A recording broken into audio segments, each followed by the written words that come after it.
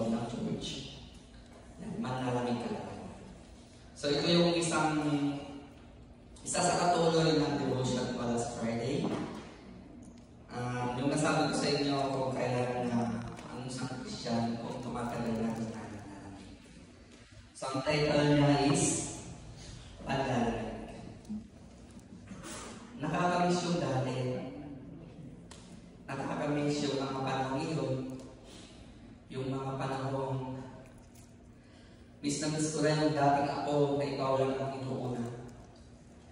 Miss ko na yung dating ako na napakainit ng pananampalataya sa iyo. Yung dating ako na ikaw lang lagi ang sinisigaw ng puso ko. Yung dating ako na kahit pagod galing sa school, may oras pa rin sa iyo.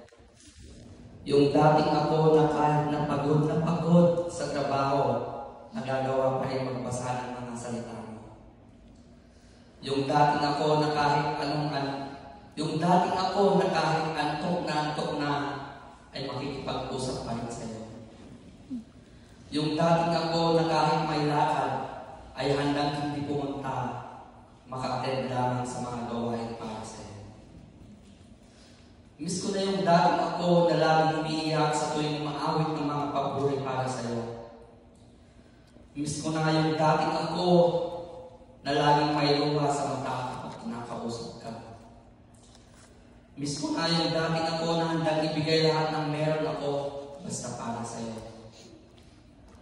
Miss ko na yung dating ako, yung ako na ikaw ang nakikita sa buhay ko. Miss ko na yung apoy ng pananampalataya dito sa puso ko. Miss ko na, Lord, yung dating relasyon na meron tayo. Miss ko na, Lord, yung dating ako na una kong tinanggap si Jesus sa buhay ko.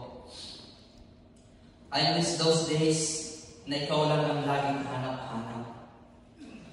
I miss those days na kahit anong pangit na mangyari yung utak ko, naniniwala pa rin na meron akong magandang hinaharap. Dahil alam ko ikaw lahat ang nagplano at tutupad sa aking mga pangarap. Lord, maraming salamat. Dahil sa kabila ng aking pagkukulang, hindi mo pa rin ako pinapabayaan.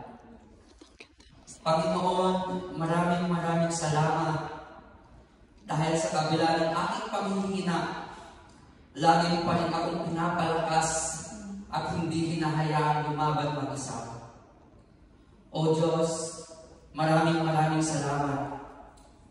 Dahil sa kabila ng aking pagtalikod, ako pa rin ay iyong ginagabayan at ginagawa ng paraan upang sa iyo pa rin ay makapaglingkod.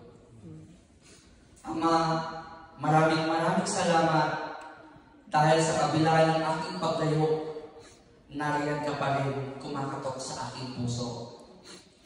Thank you, Lord, for your love that keeps me going. Thank you, Lord, for your unending love. Maraming salamat po aking Ama. Ako sana'y mapapahamak, pero ako iniligtas mo sa pamamagitan ng iyong nag-iisang anak. Salamat po, Diyos ko, dahil sa kabila ng aking paglayo, pinahanap mo pa rin ako at tinanggap ng buong buo. Maraming salamat po, Panginoon ko, dahil sa kabila ng aking panlalamig, ako pa rin ay iyong iniisip.